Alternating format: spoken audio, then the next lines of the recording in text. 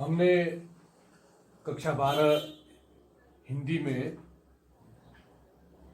आरोह भाग 2 काव्यखंड में पतंग कविता पढ़ी थी।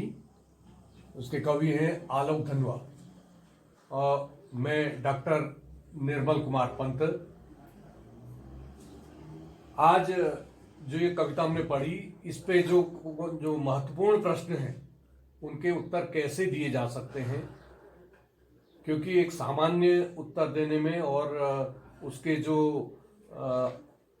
अंतर्निहित जो उसके भाव हैं उसको लेकर के उत्तर देने में कुछ अंतर होता है।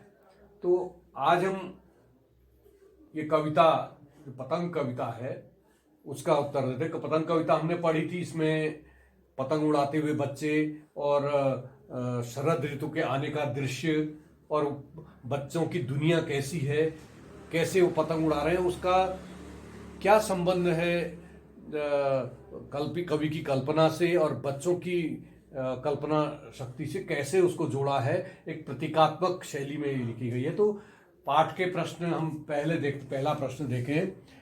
पहला प्रश्न है, सबसे तेज बौछारें गई भादो गया के बाद प्रकृति में जो परिवर्तन कवि ने बताए हैं वो क्या है? जो परिवर्तन कवि ने बताया वो क्या है? तो सबसे तेज बौछारें गई का अर्थ ही है कि जब वृष्टि वर्षा काल, जब सबसे ज्यादा वर्षा होती है वो चले गया, यानी सावन भादो का महीना, यानी सावन भादो के महीने के बाद अब नई जो ऋतु आने वाली है वो उसके विषय में कवि ने कहा है कि बड़ा जब सावन भादो चले गया उसके बाद से शरद का आगमन हो रहा है, तो प्रकृति में कैसा परिवर्तन हो रहा है। बिल्कुल अनभ्र आकाश, स्वच्छ आसमान, और आसमान, स्वच्छ आसमान को कैसे उसने बताया है कि पतंग उड़ाने के लिए अनुकूल वातावरण हो गया है। और दूसरी बात, खरगोश की आंखों जैसा लाल सवेरा का मतलब है कि अब तक जो सवेरे में बादल आदि दिखाई देते, धुंध दिखाई देती थी, वो बिल्कुल लालिमा स्वच्छ साफ दिखाई दे रही है। और बच्चों के दल अब खेलने के लिए प्रवृत्त हो रहे हैं, खेलने के लिए एक दूसरे को बुला रहे हैं, आमंत्रित कर रहे हैं। अब हम इसके बाद लेते हैं दूसरा प्रश्न। पतंग के लिए सबसे हल्की और रंगीन चीज, सबसे पतला कागज, सबसे पतली कमानी जैसे विशेषणों का प्रयोग क्यों किया गया है? तो पतंग के लिए पहले हम देखें कि पतंग के लिए सबसे हल्की वस्तु, यानी कि वैज्ञानिक दृष्टिकोण से और व्यावहारिक दृष्टि से भी देखें तो मानव निर्मित जो आसमान में उड़ने वाली सबसे हल्की चीज है जो उड़ाई जा सकती है वो है पतंग। तो निसंदेह उसके लिए इसके में जो भी चीज प्रयुक्त होंगी वो सबसे हल्की होनी चाहिए।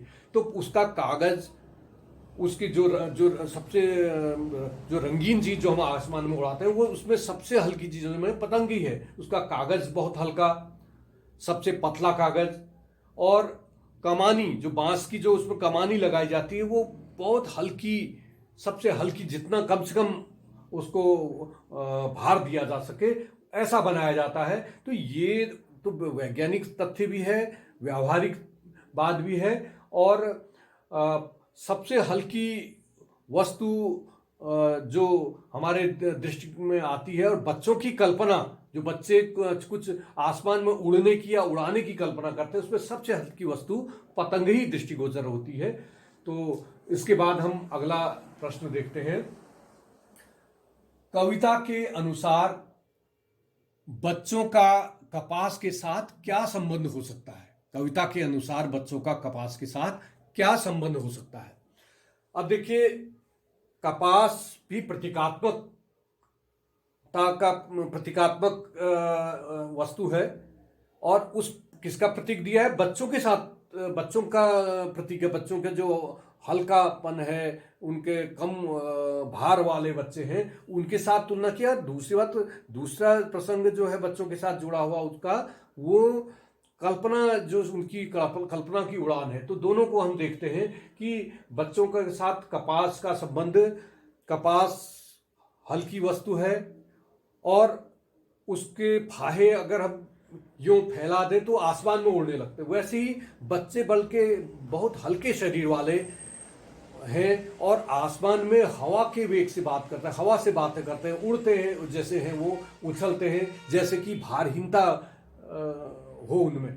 और दूसरी बात, कपास स्वच्छ सफेद होता है, बेदाग। वही बच्चों की कल्पनाएं, बच्चों के जो मन है बड़े निश्चल, बड़े शांत बेदाग मन होते हैं, निष्कलुष होते हैं। तो वो दोनों भाव कपास के साथ जोड़े गए हैं। एक आंतरिक भाव है, एक वास्तविक जो भाव यथार्थ है। तो कवि ने प्रतीकात्मक शैली में दोनों प्रकार के भावों का समन्वय किया है। प्रश्न 4 देखें, पतंगों के साथ बच्चों की उड़ान की तुलना क्यों की जा सकती है? अब यहां पर भी दो भाव है। पतंगों के साथ बच्चों की उड़ान की तुलना क्यों की जा सकती है? जैसे हम कहते हैं कि आसमान में उड़ने वाली सबसे हल्की वस्तु पतंग है। एक भाव तो है, आसमान में उड़ने वाली सबसे हल्की वस्तु पतंग है, जिसको मानव निर्मित जो सबसे हल्की वस्तु है वो पतंग है। और पतंग के साथ साथ अगर हम देखें तो बालपन, बच्चा सबसे ऐसी अवस्था है जो कि उछल कूद सकता है, आसमान में पैंक भर सकता है और बाल कल्पना में असीमित चीजें जो कि संभव नहीं हो सकती उसको सोच सकता है। तो ये तो एक पतंग के साथ जो उसकी सादृश्यता है वो व्यावहारिक और वैज्ञानिक तथ्य है कि बच्चे भी हल्के हैं और पतंग भी हल्की है। जो कि हल्की चीज आसमान में अधिक उड़ सकती है, वैसे ही बच्चे हल्के होने के कारण स्फूर्ति से युक्त हैं और उछल कूद कर सकते हैं। दूसरा बिंदु इसमें ये है कि बाल कल्पना, अगर इसको हम काल्पनिक दृष्टि से, कवि कल्पना की दृष्टि से देखें तो बच्चों में असीम कल्पना है और उनकी कल्पनाएं उड़ान भरती हैं और अपनी कल्पना को वो पूरा करने के लिए किसी न किसी वस्तु को माध्यम बनाती। तो पतंग उनके लिए एक ऐसा माध्यम है जिसको कि अपनी कल्पना की ऊंचाइयों पर वो उड़ाते हैं, मानो वो आसमान से को छूना चाह रहे हो। तो ये उसके दोनों पक्ष हमने आपको बताए। फिर अगला प्रश्न हम लें, प्रश्न नंबर 5, दिशाओं को मृदंग की तरह बजाने का क्या तात्पर्य है? ये तो सीधा सा है। इसमें मृदंग की बड़े उपमान जो लिए हैं कवि ने, बड़े सुंदर उपमान लिए। मृदंग की तरह, मृदंग एक इस प्रकार का वाद्य है, एक इसे कहना चाहिए कि एक ढोलक की तरह का वाद्य। ढोलक में दोनों किनारे बराबर होते हैं, दोनों बजाने वाले जो भाग होते हैं बराबर होते हैं। मृदंग में एक भाग बड़ा होता है और दूसरा भाग पतला होता जाता है और जहां जिस भाग से दूसरे भाग से बजाते हैं वो छोटा होता है। तो मृदंग की तरफ बजाने का अर्थ है मृदंग में ताल के अनुसार, राग के अनुसार अलग अलग प्रकार की ध्वनियां और अलग अलग प्रकार के ताल बजाए जा सकते हैं। उन तालों को हम उनकी ध्वनि से पहचान सकते हैं। वैसे ही भी अलग अलग भार वाले बच्चे अलग अलग गतिविधियां करते हुए अलग अलग प्रकार से उछल कूद रहे हैं और अलग अलग दिशाओं में भागते हुए अलग अलग गतिविधियां करते हुए उनके पैरों से विभिन्न प्रकार की ध्वनि ताल आ रहे हैं, जिसको कवि ने मृदंग की ताल से जोड़ा है। तो ये मृदंग बजाने का आशय कवि का है। फिर अगला हम देखें, प्रश्न 6, कवि ने बच्चों की तुलना तितलियों की नाजुक दुनिया से क्यों की है? अब यहां पर भी दो प्रकार से हम इसके उत्तर दें। तो एक तो जो स्वाभाविक चित्रण है, जिसको यहाँ पर स्वभावोक्ति अलंकार भी हमने बताया था। स्वाभाविक चित्रण, बिल्कुल जैसे बच्चे हैं जिस प्रकार दिखते हैं, यहाँ पर तितलियों से तुलना करना, यहाँ पर उपमा अलंकार भी है।